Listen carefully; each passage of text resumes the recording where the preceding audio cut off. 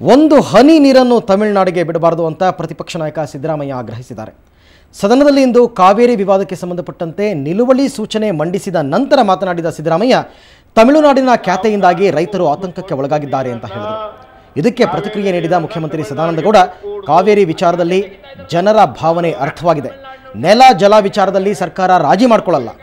ಜನರ ಭಾವನೆಗಳಿಗೆ ಪೂರಕವಾಗಿ ನಿರ್ಧಾರ ಕೈಗೊಳ್ಳಲಾಗುವುದು ಅಂತ ಹೇಳಿದರು. ಸದನದ ಮತ್ತು ರಾಜ್ಯದ ಜನರ ಭಾವನೆಗೆ ಅನುಗುಣವಾಗಿ ಈ ಸರ್ಕಾರ ಕೆಲಸ ಮಾಡ್ತದೆ. ಇದರಲ್ಲಿ ಯಾವುದೇ ಕಾಂಪ್ರಮೈಸ್ ಇಲ್ಲ. ರಾಜ್ಯದ ನೆಲ ಜಲ ಸಂರಕ್ಷಣೆ ಬಗ್ಗೆ ಯಾವತ್ತೂ ಕೂಡ ಇಡೀ ಸದನ ತಗೊಳ್ಳುವಂಥ ಎಲ್ಲ ತೀರ್ಮಾನಕ್ಕೆ ಮುಂಚೂಣಿಯಲ್ಲಿ ನಿಂತು ಕೆಲಸ ಮಾಡಲಿಕ್ಕೆ ಈ ಸರ್ಕಾರ ಬದ್ಧವಾಗಿದೆ.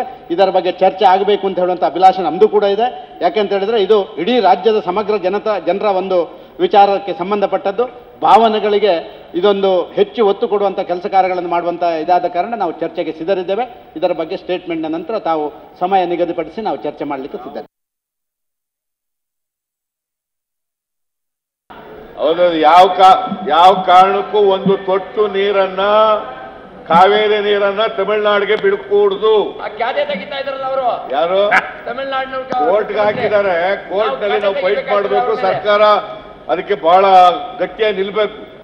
ಸದನದ ಮತ್ತು ರಾಜ್ಯದ ಜನರ ಭಾವನೆಗೆ ಅನುಗುಣವಾಗಿ ಈ ಸರ್ಕಾರ ಕೆಲಸ ಮಾಡ್ತದೆ. ಇದರಲ್ಲಿ ಯಾವುದೇ ಕಾಂಪ್ರಮೈಸ್ ಇಲ್ಲ. ರಾಜ್ಯದ ನೆಲ ಜಲ ಸಂರಕ್ಷಣೆ ಬಗ್ಗೆ ಯಾವತ್ತೂ ಕೂಡ ಇಡೀ ಸದನ ತಗೊಳ್ಳುವಂಥ ಎಲ್ಲ ತೀರ್ಮಾನಕ್ಕೆ ಮುಂಚೂಣಿಯಲ್ಲಿ ನಿಂತು ಕೆಲಸ ಮಾಡಲಿಕ್ಕೆ ಈ ಸರ್ಕಾರ ಬದ್ಧವಾಗಿದೆ. ಇದರ ಬಗ್ಗೆ ಚರ್ಚೆ ಆಗಬೇಕು ಅಂತ ಹೇಳುವಂಥ ಅಭಿಲಾಷೆ ನಮ್ಮದು ಕೂಡ ಇದೆ. ಯಾಕೆಂತ ಹೇಳಿದ್ರೆ ಇದು ಇಡೀ ರಾಜ್ಯದ ಸಮಗ್ರ ಜನರ ಒಂದು ವಿಚಾರಕ್ಕೆ ಸಂಬಂಧಪಟ್ಟದ್ದು. ಭಾವನೆಗಳಿಗೆ ಇದೊಂದು ಹೆಚ್ಚು ಒತ್ತು ಕೊಡುವಂಥ ಕೆಲಸ ಕಾರ್ಯಗಳನ್ನು ಮಾಡುವಂಥ ಇದಾದ ಕಾರಣ ನಾವು ಚರ್ಚೆಗೆ ಸಿದ್ಧರಿದ್ದೇವೆ. ಇದರ ಬಗ್ಗೆ ಸ್ಟೇಟ್ಮೆಂಟ್ನ ನಂತರ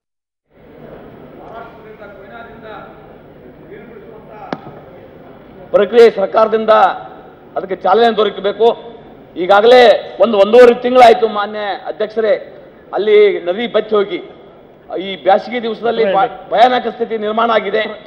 ದಯಮಾಡಿ ಮಹಾರಾಷ್ಟ್ರದ ಹಿಂದಿನ ಏನಾದರೂ ಬಾಕಿ ಕೊಡೋದಿದ್ದರೆ ನೀರಿನ ಸಲುವಾಗಿ ಆ ಬಾಕಿಯನ್ನು ಪೇಡ್ ಮಾಡಿ ಮತ್ತೆ ಸುಮಾರು 4 ರಿಂದ 5 TMC ನೀರನ್ನ ಕೊಯ್ನಾ ಡ್ಯಾಮ್ನಿಂದ ಆ ಕೃಷ್ಣಾ ನದಿಗೆ ಬಿಡಿಸಿ ಅಲ್ಲಿ ಕುಡಿಯುವ ನೀರು ಮತ್ತು ರೈತರು ಬೆಳೆದಂತ ಸಾವಿರಾರು ಎಕರೆ ಕಬ್ಬಿನ ಬೆಳೆಯನ್ನ ಅಥವಾ ಆರ್ಥಿಕ ಬೆಳೆಯನ್ನ, ಮೇವಿನ ಬೆಳೆಯನ್ನು ಉಳಿಸುವಂತ ಪ್ರಯತ್ನವನ್ನ ಸರ್ಕಾರದಿಂದ ಆಗಬೇಕನ್ನುವಂತ ವಿನಂತಿಯನ್ನು ತಮ್ಮ ಮುಖಾಂತರ ಮಾಡ್ಕೊಳ್ತೇನೆ ಮಾನ್ಯ ಅಧ್ಯಕ್ಷರೇ.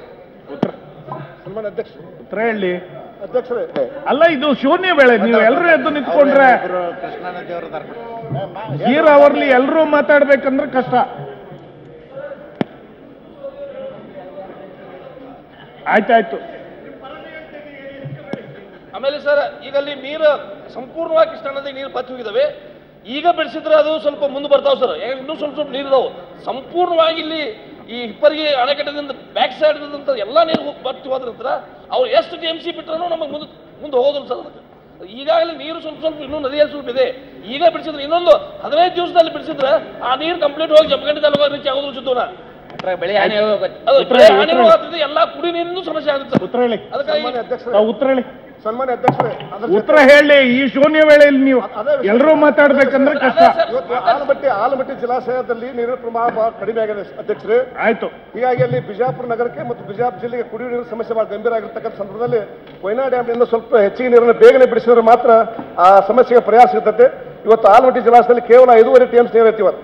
ಹೀಗಾಗಿ ಇದು ಬಹಳ ಗಂಭೀರ ಸಮಸ್ಯೆ ಐತಿ. ಸರ್ಕಾರ ಕೂಡಲೇ ಮಹಾರಾಷ್ಟ್ರ ಸರ್ಕಾರ ಜೊತೆ ಮಾತನಾಡಿ ಆಲಮಟ್ಟಿ ಡ್ಯಾಮಿಗೆ ನೀರು ಬರುವಂತಹ ರೀತಿಯಲ್ಲಿ ನೀರು ಬಿಡಿಸಬೇಕು ಅಂತ ವಿನಂತಿ ಮಾಡ್ಕೊಂಡು. ಸನ್ಮಾನ್ಯ ಸಭಾಧ್ಯಕ್ಷರೇ, ನಮ್ಮ ಕೃಷ್ಣಾ ಜಲಾನಯನ ಪ್ರದೇಶದ ಶಾಸಕರು ಏನು ಆತಂಕ ವ್ಯಕ್ತಪಡಿಸಿದ್ದಾರೆ ಅದನ್ನು ಮನಗಂಡು ನಾನು ಮಹಾರಾಷ್ಟ್ರದ ನೀರಾವರಿ ಸಚಿವರಿಗೆ ಮತ್ತು ಮುಖ್ಯಮಂತ್ರಿಗಳಾದ ಇವರಿಗೆ ಚವ್ಹಾಣ್ ಅವರಿಗೆ ಇಲ್ಲಿಯ ಸ್ಥಿತಿಯನ್ನು ಮನವರಿಕೆ ಮಾಡಿಕೊಟ್ಟು ಈಗಾಗಲೇ ಮಹಾರಾಷ್ಟ್ರದ ನೀರಾವರಿ ಸಚಿವರನ್ನ ಕಂಡು ಒಂದು ಪತ್ರವನ್ನು ಕೊಟ್ಟು ಕೂಡಲೇ ನಮ್ಮ ಈ ಭಾಗಕ್ಕೆ ಸುಮಾರು 4 ರಿಂದ 5 TMC ನೀರನ್ನು ಬಿಡಬೇಕು, ಮತ್ತು ಹಿಂದೆ ಯಾವ ರೀತಿ ತಾವು ಬಿಟ್ಟಿದ್ರಿ ಅದೇ ಮಾದರಿಯಲ್ಲಿ ಬಿಡಬೇಕು, ಮತ್ತು ಒಟ್ಟಾರೆ ಒಂದೇ ಸತಿಗೆ ಆ ನೀರನ್ನು ಬಿಡಬೇಕು. ಹಂತವಾಗಿ ಬಿಟ್ಟರೆ ಅದು ನೀರು ಸರಿಯಾಗಿ ಮುಟ್ಟೋದಿಲ್ಲ. ಮತ್ತು ಈ ಕೂಡಲೇ ಬಿಟ್ಟರೆ ನದಿ ಪಾತ್ರದಲ್ಲಿ ಏನು ಒಂದು ರೀತಿಯಲ್ಲಿ ನೀರು ಮತ್ತು ಹಸಿ ಇದೆ, ಅದು ಅನುಗುಣವಾಗಿ ವ್ಯಾಪರೇಷನ್ ಲಾಸಸ್ ಆಗೋದಿಲ್ಲ ಅಂತ ಮನವರಿಕೆಯನ್ನು ಮಾಡಿಕೊಟ್ಟಿದ್ದೇನೆ.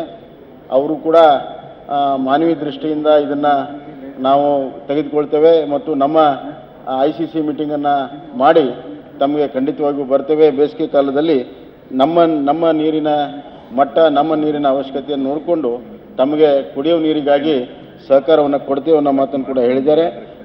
ಆ ಒತ್ತಡವನ್ನು ನಾನು ಮುಂದೆ ಹೊರಿಸಿದ್ದೇನೆ. ಆದಷ್ಟು ಬೇಗನೆ ಯಾವುದೇ ರೀತಿಯ ಕೃಷ್ಣಾ ಜಲಾನಯನ ಪ್ರದೇಶದ ಜನರ ಕುಡಿಯುವ ನೀರಿಗೆ ತೊಂದರೆ